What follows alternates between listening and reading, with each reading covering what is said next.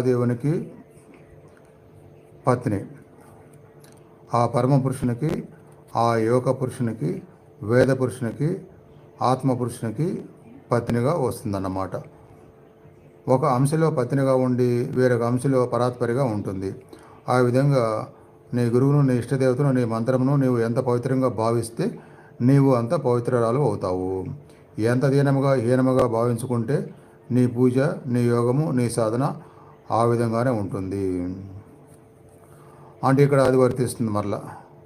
యద్భావం తద్భవతి. అంటే నీ గురించి నువ్వు ధీరంగా తక్కువగా అనుకోకుండా అమ్మవారి అండ తప్పకుండా వస్తుంది, గొప్ప మార్పులు వస్తాయి అనే భావంతోనే ఉండమని ప్రార్థించమని చెప్తున్నారు. రుద్రో భవ, భవుడు ఎవరయ్యా అంటే ఆ రుద్రుడు కూడా భవుడే. ఏకాదశ రుద్రుల్లో శంకరుడు ఒకడు.